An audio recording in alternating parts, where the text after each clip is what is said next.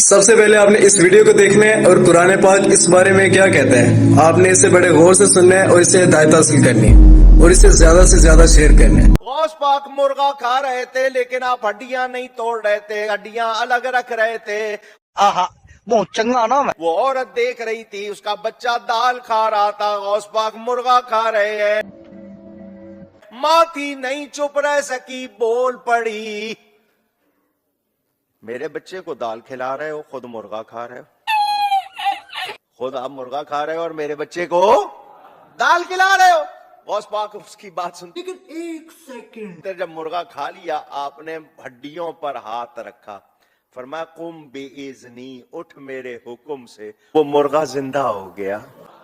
فرمایا جب تیرا بیٹا اس شان کو پہنچے گا تب مرغا کھلائیں گے۔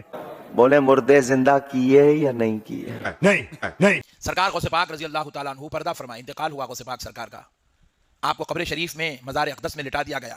فرشتے آئے آ کر کہنے لگے من ربو کا، غوث پاک سے سوال کر رہے من ربو کا۔ غوث پاک سرکار نے کہا کیا تم کو آداب نہیں معلوم کہ بات کرنے سے پہلے سلام کیا کرو؟ میرے غوث پاک سرکار فرشتوں سے کہنے لگے بات کرنے سے پہلے سلام کیا کرو، آداب نہیں معلوم؟ تو فرشتے ادب سے کھڑے ہو کہنے لگا السلام علیکم یا عبد القادر، اے عبد القادر آپ پر سلام ہو۔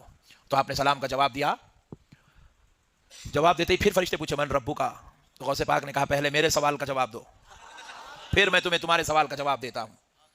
بولے عبد القادر آپ کے کیا سوال ہیں؟ کہ جب اللہ رب العزت نے انسان کی تخلیق کی، آدم کی، اس وقت تم سے کہا تھا کہ میں اپنا خلیفہ تیار کر رہا ہوں، خلیفہ بنا رہا ہوں، تو تم نے جواب میں کہا کہ تو ان کو کہیں کو پیدا کر رہا، ہم لوگ ہیں نا، تم اتنی بڑی بات کیسا بولے؟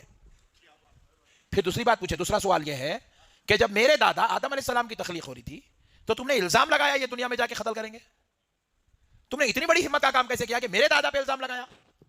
فرشتے پریشان ہو گئے، بولے یہ باپ رے باپ، عبد القادر نے تو پکڑ لیا ہے بولے۔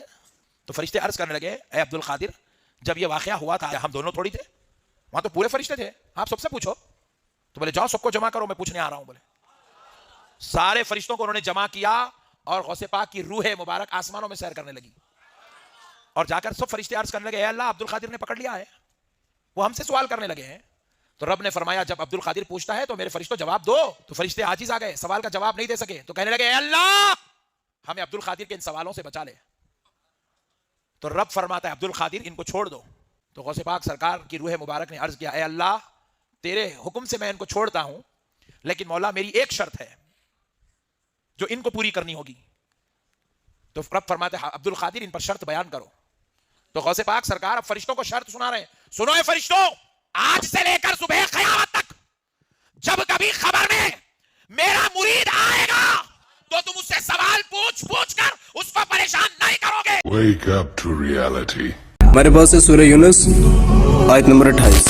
جس دن ہم ان سب کو جمع کریں گے پھر مشرکوں سے کہیں گے کہ تم اور تمہارے شریک اپنی اپنی جگہ ٹھہرے رہو، تو ہم ان میں تفرقہ ڈال دیں گے، اور ان کے شریک ان سے کہیں گے تم ہم کو تو نہیں پوجا کرتے تھے، ہمارے اور تمہارے درمیان اللہ ہی گواہ کافی ہے، ہم تمہاری پرستش سے بالکل بے خبر تھے۔